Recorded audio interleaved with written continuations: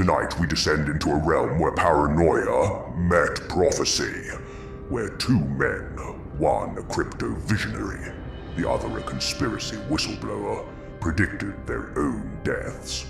Some say madness, others whisper murder.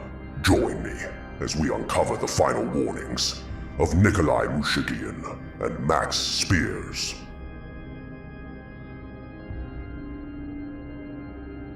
He wasn't just building tech, he was building a revolution. Nikolai Mushegian, a name that now feels like a ghost in the code, co-founder of MakerDAO, visionary coder, relentless idealist. He helped lay the foundations of decentralized finance, DeFi, where money moves without banks, borders, or permission. His vision? A world where financial power didn't flow through Wall Street, but through lines of code written in open air. But towards the end, his tweets didn't sound like a visionary. They sounded like a man in danger. Nikolai wasn't just paranoid, he was precise. He named names, he referenced agencies, he painted a picture of blackmail rings, brainwashing experiments, and intelligence-run trafficking operations. In the days leading to his death, his warnings escalated. One tweet, now infamous, was posted on October 28, 2022. CIA and Mossad and pedo elite are running some kind of sex trafficking entrapment blackmail ring out of Puerto Rico and Caribbean islands. Just hours later, he was found dead, face down in the water near his Puerto Rico beach house, fully clothed. No bruises, no trauma, no known drug use. Official cause of death? Drowning. But that's where the answers end, and the questions begin. This was a man with no history of mental illness, no drug addiction, no enemies publicly documented. But he did have one thing, an unshakable belief that he was being watched. Not in a metaphorical sense. He meant surveillance, tracking, infiltration. And here's what makes it worse. He might have been right. At the time of his death, Nikolai wasn't just reminiscing about past crypto projects. He was developing something new. A privacy-centric protocol built on zero-knowledge cryptography that would allow anyone to transact anonymously, undetectably, even by the deepest intelligence systems. It wasn't just DeFi 2.0. It was money without a trace. That kind of tool in the wrong or the right hands could become more dangerous than any weapon. It wouldn't just disrupt banks, it would break them. The global financial system, already rattled by blockchain technology, would become transparent to the public and opaque to the powers that be. Governments couldn't sanction it, banks couldn't censor it, surveillance couldn't touch it. Was that enough to get him silenced? Some think yes, that his tweet wasn't a delusion. It was a death sentence, a signal that he had either found something he shouldn't have or built something they couldn't allow. Others argue it was a tragic coincidence. That genius comes with a cost, and Nikolai paid it in isolation. His inner circle grew smaller, his habits more extreme. He coded obsessively, slept sporadically, refused normal social interaction. He'd begun to believe even his phone was compromised. Paranoia or justified caution. He even referred to brain control, a term often dismissed, but not without precedent in declassified history. MK Ultra wasn't a myth. The CIA did experiment with mind manipulation. The public only learned about it decades after the fact.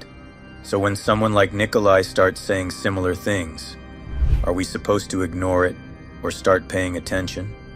Some believe he was under digital attack, his mind targeted not through drugs or torture, but through information, that his feed was being manipulated, that disinformation was being weaponized to make him spiral. And if that's true, then the truth he thought he saw was being planted, not imagined. Then there's the ocean. Why was he found fully clothed in the surf? Did he walk in himself, overcome by despair? Did someone stage it?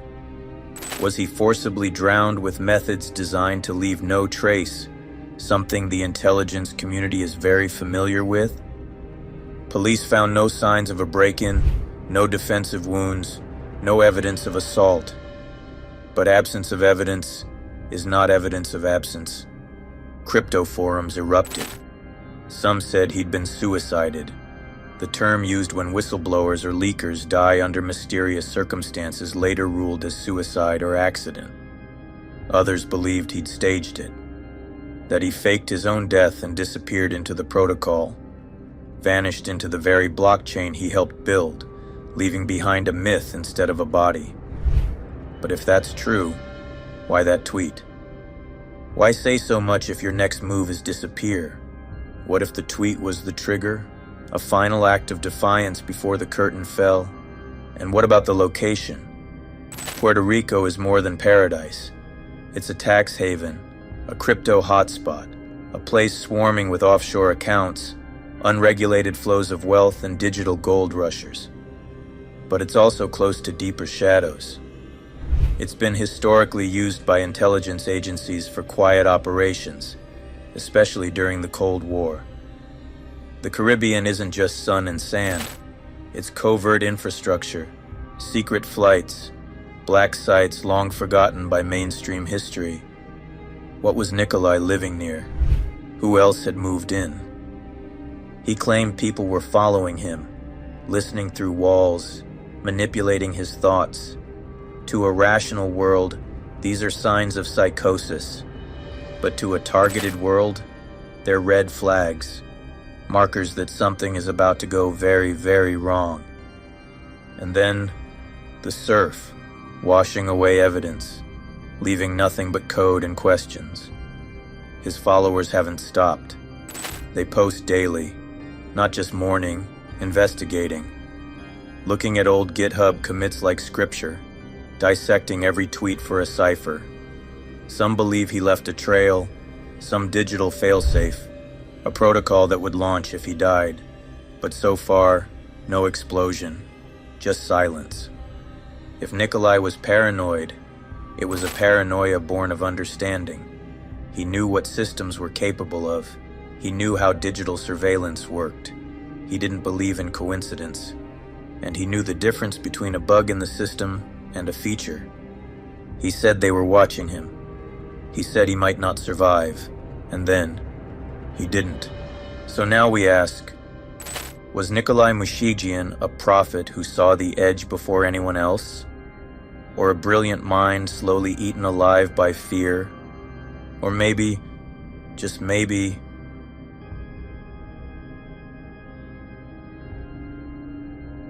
the two are the same thing. Max Spiers was used to secrets. He lived in them, breathed them, dug through them like graves. British by birth, American in accent, and unplaceable in ideology, Max wasn't just a conspiracy researcher. He called himself a super soldier, a product of black budget programs, a man with memories of psychic warfare, extraterrestrial contact, and mind control experiments. To many, he was just another fringe theorist, until he died, vomiting black fluid, after warning his mother to investigate. "If anything happens to me," he wrote, "investigate." The message was brief, chilling, and final. Days later, he was dead. He was in Poland, staying with a woman he'd met at a conference. According to reports, he had been behaving erratically, tired, anxious, but also energized by some discovery he hadn't yet shared. Then suddenly he collapsed. Witnesses say he began vomiting black liquid, non-stop, violently, for hours. No ambulance arrived in time. He was pronounced dead on sight. And then, the body was gone. The Polish authorities returned him to the UK in a sealed coffin. There was no autopsy performed, no full toxicology report made public. The official cause of death? Pneumonia. His family wasn't convinced. His mother, Vanessa, had received that text. She knew her son believed he was being watched, that he was chasing something dangerous, that people close to him were beginning to act differently. She told reporters that Max had been digging into some dark stuff, and she didn't believe the pneumonia explanation. And it's not just the black fluid that sparked alarm. It's everything that happened after. His devices were wiped, his emails gone, several of his online accounts locked. Footage from a recent conference vanished from YouTube. Files he had reportedly shown friends days before were nowhere to be found. And the woman he had stayed with in Poland? She stopped speaking publicly. Her statements were inconsistent. Some said she was afraid. Others said she was pressured.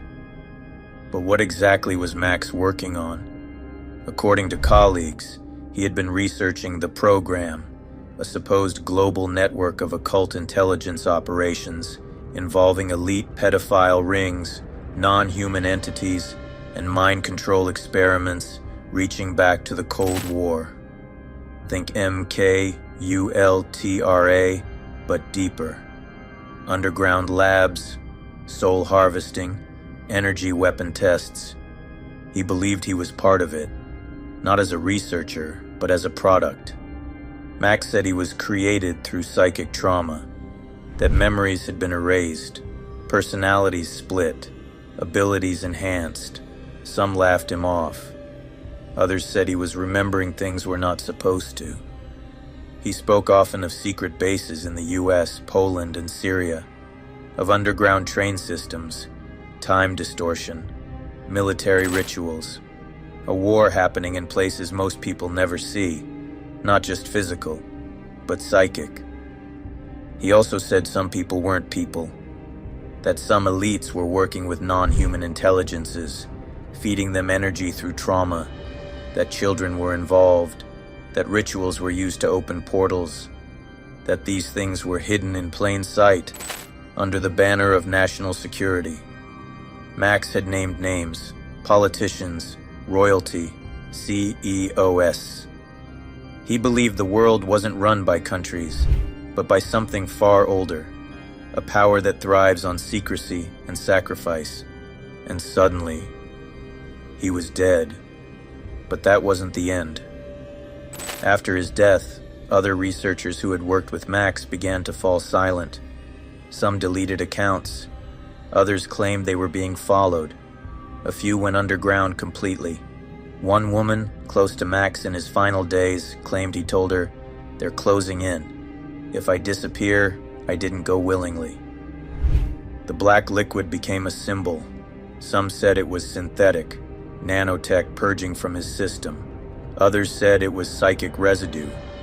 One fringe theory even claimed it was ectoplasmic, evidence that his death was part of an energetic ritual, something not human, something ancient. Still, no autopsy, no answers, no closure. His mother continued to fight. She demanded an independent investigation. The coroner eventually opened an inquest. 3 years later, delays, missing files, Polish officials refusing to cooperate. It felt less like bureaucracy and more like obstruction. To this day, no conclusive cause of death has been released, and that's exactly what Max warned about. He said the first step was ridicule, the second was confusion, the third was silence. Max wasn't a grifter. He didn't sell merch. He didn't run paid seminars. He lived off donations and the kindness of believers. He didn't ask for attention. He asked for truth. And in the end, the very forces he warned about seemed to have outlasted him. But his story didn't die. Forums still dissect his interviews. Reddit threads archive his notes.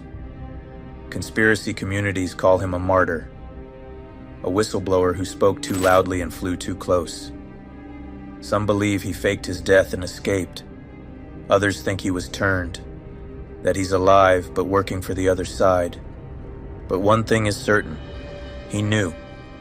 He knew the machinery of secrecy better than most. He knew what it meant to cross a line that isn't written down, but enforced absolutely. And in his final message, he didn't say goodbye. He didn't say, "I'm scared."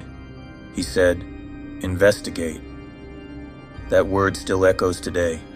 A command, a clue, a dare. Like Nikolai Mushegian, Max Spiers died after sending out a final warning.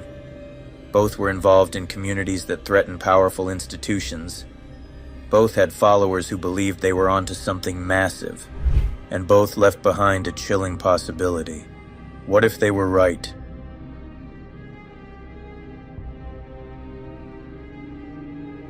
In the world of espionage, most deaths leave a trace. A message, a bullet, a shadow on the wall. But Gareth Williams left only a question, zipped up in silence. In August 2010, the body of 31-year-old Gareth Williams was discovered in the bathtub of his secure London flat. He wasn't shot, he wasn't stabbed, he wasn't bruised. He was sealed inside a red North Face duffel bag, padlocked from the outside. No fingerprints, no signs of struggle, no evidence of a break-in. Just a perfectly folded pile of clothes outside the tub, and a man whose work put him at the crossroads of British intelligence, cyber espionage, and American surveillance programs. Gareth wasn't just a math prodigy. He was an elite cryptographer working for GCHQ, the UK's Signals Intelligence Agency. He had been seconded to MI6 and reportedly collaborated with the NSA on high-level cyber defense strategies, encryption, surveillance, code breaking, and possibly infiltration. But Gareth had vanished. For over a week, no one had heard from him. MI6, strangely, didn't report him missing. It was his landlord who finally called the police after noticing a strange smell. The official theory? That Gareth had zipped himself into the bag, either during an experiment or as part of a private sexual escapade that went wrong. But that theory collapsed almost immediately. Forensic specialists couldn't replicate it. World-class escapologists tried. None could padlock a bag from the inside and position themselves like Gareth was found, without leaving a single trace of struggle or a single fingerprint. Not even his own were found on the zipper, the tub, or the lock. The coroner, during the inquest, ruled his death unnatural and likely to have been criminal. They stated it was highly likely that a third party was involved, but then came the silence. The Met Police backed off. MI6 released no official comment, and soon the public narrative began to twist. First they said Gareth was eccentric, that he was interested in escapology, that he liked wearing women's clothing. Then came stories about bondage websites, adult materials, an isolated lifestyle. The media painted a man more obsessed with fantasy than espionage, but his family rejected that characterization entirely. They described Gareth as meticulous, private, and brilliant, focused on mathematics, not online roleplay. And one detail stood out. In the days before his death, Gareth had told friends he was uncomfortable at MI6. He felt surveilled, that his flat may have been entered. Was he paranoid, or was he right? There are theories, plenty. Some believe he uncovered something internal, a breach in MI6, a mole, or evidence of blackmail. Others claim he had stumbled into knowledge of a massive international money laundering ring tied to Russian oligarchs. And some suggest his death was linked to his work with the NSA, specifically in tracking cyber attacks linked to foreign governments. Whatever it was, it may have made him a liability. And if you look closer, the warning signs are there. His flat appeared sanitized. His phone and SIM cards were wiped. The heating was turned up to accelerate decomposition. No CCTV showed anyone entering or leaving, but security footage gaps were noted, a classic intelligence cleanup, and the silence around his death, deafening. Even members of parliament demanded a deeper inquiry, but none came. Whistleblowers inside GCHQ later claimed Gareth had raised concerns about being monitored, that he felt he was under some kind of internal pressure, that he had been researching things he wasn't supposed to touch. One leak suggested Gareth was close to uncovering corruption involving intelligence agencies and offshore financial flows. Another claimed he was being recruited by foreign services, and that his refusal made him a target. Yet despite the inquest's damning findings, no one has ever been charged, no suspects named, no case reopened. He simply vanished, and then reappeared, zipped shut. In the shadows of the intelligence world, his death has become a warning in itself. Some agents reportedly use his name as code when referencing internal security breaches. His case is cited in briefings, not as a solved mystery, but as an unsolved threat. Because Gareth wasn't a liability, he was an asset. And he may have seen too much. Or worse, he may have been planning to say something. That's the silent line in intelligence work. Information is power until it becomes a risk, and risk is eliminated. We may never know exactly what Gareth was working on. His files were classified, his devices wiped, his voice forever silenced. But the method of his death, so strange, so staged, so surgically clean, feels less like coincidence and more like ritual. The bag wasn't just containment, it was a message. You can be the smartest man in the room, you can solve the code, but if you start looking in the wrong direction, your story can be zipped up before the world ever hears it. So here's the riddle. What if Gareth Williams didn't die by accident? What if he died in code?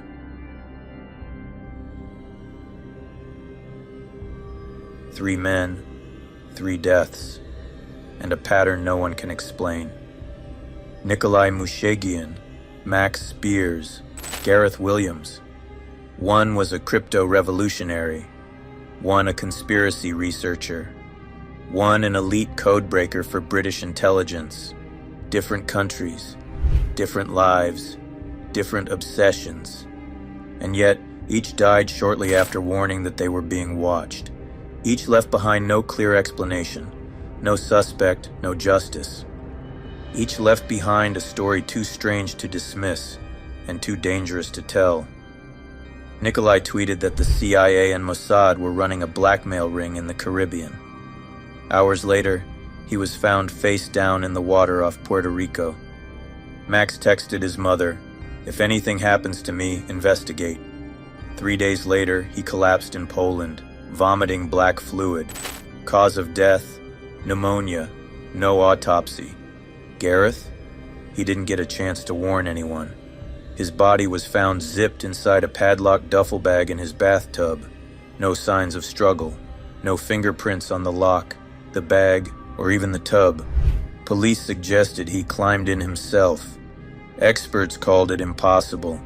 Each case on its own might feel like a tragedy. Together, it's a sequence. Let's look closer. 1. The final signal. All three men sent warnings, spoken or implied. Nikolai wrote like a man racing the clock. Max reached out to his mother in fear. Gareth, more silent, had reportedly expressed discomfort about being monitored in the days before he vanished. They weren't just anxious, they were alert.